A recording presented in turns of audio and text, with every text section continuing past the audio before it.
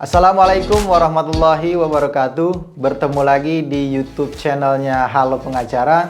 Alhamdulillah hari ini kita kembali akan membacakan dan sekaligus membahas pertanyaan-pertanyaan yang disampaikan oleh sahabat Halo Pengacara melalui aplikasi Halo Pengacara. Dan kali ini dan pada episode kali ini kita akan membahas pertanyaan terkait dengan perseroan perseorangan gitu. Betul. Ya. Yang hari ini detik ini mulai banyak dibicarakan oleh orang karena ini merupakan suatu terobosan hukum yang menarik sekali untuk kita bahas dan juga kita perlu tahu informasi apa terkait dengan perseroan perseorangan ini. Telah hadir bersama kita salah satu notaris yang pernah juga hadir pada episode sebelumnya, Ibu Anissa Nurul Hikmah. Selamat datang Ibu. Selamat datang. Sehat kabarnya? Selamat Datang. malam.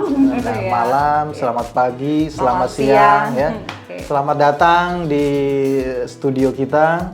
Sehat kabarnya Ibu? Sehat Pak Heri, Alhamdulillah. alhamdulillah. Ya Ibu, kita mau menanyakan ya, Ibu kan aktif praktisi di dunia kenoktariatan ya, pastinya sudah mendengar istilah perseroan perseorangan gitu ya, karena munculnya pada saat itu Undang-Undang Cipta Kerja tahun 2020 kemudian dijabarkan lebih lanjut di PP 7 tahun 2021 dan PP 8 tahun 2021 gitu ya Bu. Ada istilah perseroan perseorangan. Yeah. Kita mengenalnya kan ada perseroan terbatas ya. Yeah. Ini ada perseroan perseorangan, menarik. Yeah. Karena dulu yang kita tahu yang namanya perorangan itu unit atau badan usahanya itu ya unit dagang itu ya. Yeah. Dia bukan badan hukum tapi dia masuk kepada badan usaha begitu ya. Yeah. Sekarang katanya, saya nggak tahu nih ya, katanya perseroan perseorangan ini masuk sebagai badan hukum begitu ya.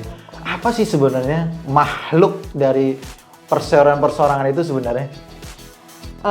Perseroan perseorangan itu sebetulnya apa ya?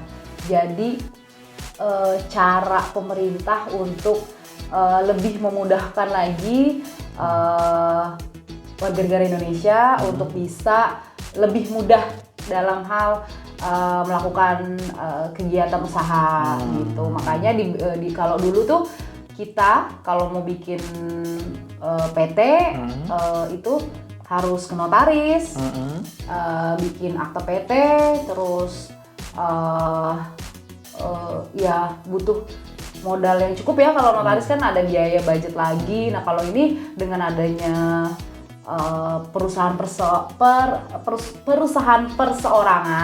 perseorangan ini pemerintah maunya itu biar dia bisa langsung bisa langsung melakukan kegiatan usaha dengan cara ke sistem Kementerian Hukum AHU, ke AHU namanya Dirjen AHU, itu masuk ke online system, si warga negara Indonesianya ini bisa langsung daftar.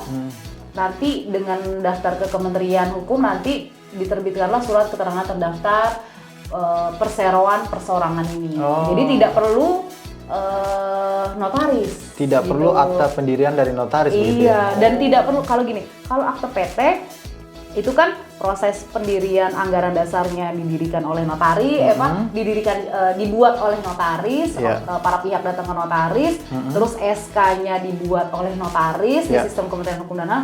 Hanya notaris yang bisa. Nah kalau perusahaan perseorangan ini bisa langsung dia bikin sendiri, ngetik sendiri, nanti terbit surat keterangan terdaftar. Dia yang mengajukan sendiri berarti? Iya bisa. Dan karakteristiknya itu dia bisa sendiri. Jadi memang hanya namanya juga perorangan. Jadi cuma sendiri, terus didirikan oleh satu orang. Kalau PT itu minimal 2 orang.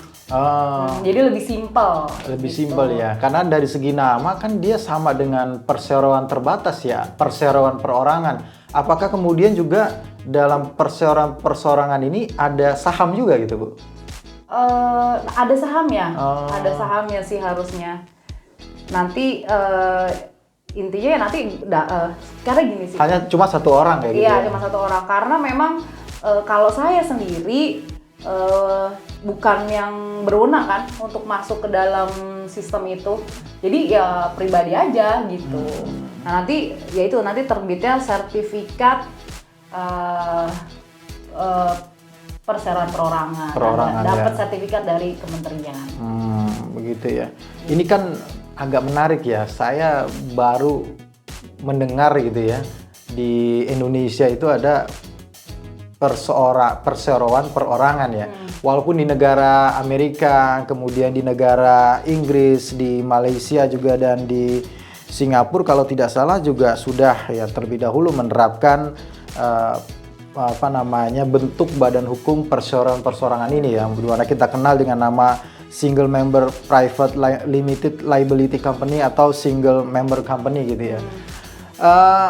Apa sih yang membedakan perseroan perorangan ini dengan perseroan terbatas yang sudah kita kenal di dalam Undang-Undang Perusahaan Nomor 40 Tahun 2017? Itu tadi lebih ke kalau perusahaan perseorangan itu 1 orang, kalau PT minimal 2 orang, terus modalnya tidak ditetapkan, boleh kalau di PT tuh ada batasan, ada minimal mikro, ya. Ada mikro, menengah, ada pengelompokan. Iya, sampai tinggi. Kalau di PT, kalau di perseorangan tidak ada minimal modal. Terus lebih ke kayak kalau di PT itu kan lebih ke RUPS. Jadi keputusan tertinggi itu ada di RUPS. Kalau perusahaan perseorangan ini dia yang mau menentukan sendiri. Gitu. Lebih sesimpel itu sih. Kalau mengenai tanggung jawab? Kan kalau dalam PT kan tanggung jawabnya terbatas ya pada saham ya gitu ya? Iya, tanggung jawabnya kan kalau di PT direktur.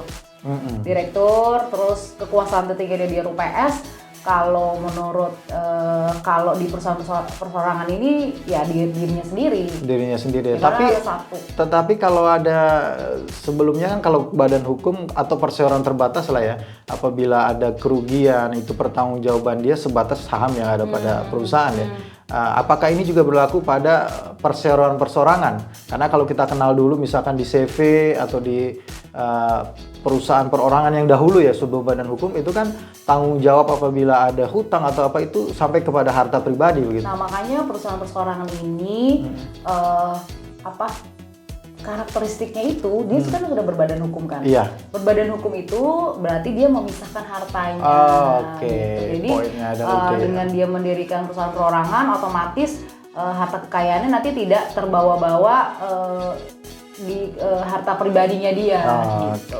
Baik. Pemisahan harta kekayaan. Iya. Adanya pemisahan harta kekayaan dengan dia mendaftarkan perusahaan perorangan menjadi badan hukum. Iya. Ya munculnya badan hukum baru ya, perseroan perorangan ini tentunya kan selain unik gitu ya, pasti ada keunggulan gitu ya. Apa sih keunggulannya dibandingkan kita harus bikin PT begitu ya? Mungkin yang ingin dicapai oleh pemerintah begitu apa sih? Kalau simpel-simpel saya tuh keunggulannya mungkin budget kali ya. Coba deh kita sebagai notaris sebenarnya, saya kan nggak bikinin juga. Maksudnya masyarakat kan bisa bikin sendiri. Berapa sih memang Bu? Kalau untuk kita bikin perseorangan? Kalau nggak salah ya PNBP-nya cuma 50.000. Oh, PNBP-nya cuma 50.000. Gitu. Tapi sebenarnya saya sebagai notaris lebih bikin aja PT gitu kan, PT biasa. Karena kan perseorangan tidak melibatkan notaris kan, gitu. Nah, itu lebih simpel. Terus kalau mau perizinannya nih Mas, sama kayak PT biasa di. Oh, pengajuannya sama ya? Iya, sama di nanti bisa didaftarkan untuk memperoleh NIB di OSS BKPM sama ya, secara prosedur sama semua sebenarnya. Iya. Cuma secara perpajakan juga mungkin lebih simpel karena hanya ada satu orang kan di dalamnya kan. Gitu sih. Ini mungkin yang mau diambil ya semangatnya adalah menyederhanakan gitu mungkin kali ya. Menyederhanakan perizinan segala macam gitu. Maka ada terobosan dalam bentuk perorangan gitu ya.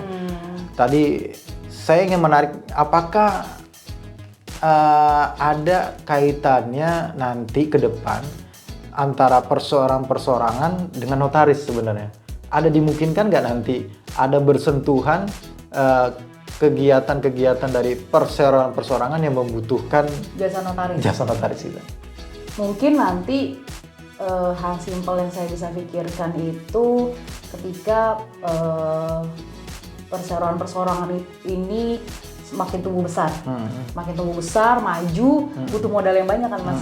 Biasanya kalau butuh modal yang banyak, otomatis keikutsertaan. Keikutsertaan gimana nih ya caranya gitu kan. Butuh modal yang banyak, misalnya investasi lah investasi, mau ada yang masuk, lebih baik bikin perusahaan yang menyangkut lebih dari satu orang dong. Otomatis nanti bikin PT non persorangan jadinya yang dibikin di notaris gitu. Ya tetap nanti ke depan pasti ada korelasinya, ada hubungannya lah antara notaris dengan para pelaku perusahaan perseroan-persorangan gitu ya. Ya, mungkin episode kali ini cukup sekian kali ya. Kalaupun nanti ada pertanyaan lebih lanjut, bisa disampaikan melalui kolom komentar di video di bawah ini, atau juga bisa menyampaikan pertanyaannya melalui aplikasi Halo Pengacara. Oleh karena itu, kami tidak bosan-bosan untuk mengingatkan kepada sahabat semua, download sebanyak-banyaknya aplikasi Halo Pengacara dan sebarkan semua kepada seluruh sahabat-sahabat yang lain dan juga keluarga yang dimanapun Anda berada gitu ya. Terima kasih sekali lagi Bu Nisa atas kehadirannya. Ya, sama-sama. Terima kasih telah menyaksikan video ini. Salam Halo Pengacara. Assalamualaikum warahmatullahi wabarakatuh. Waalaikumsalam warahmatullahi wabarakatuh.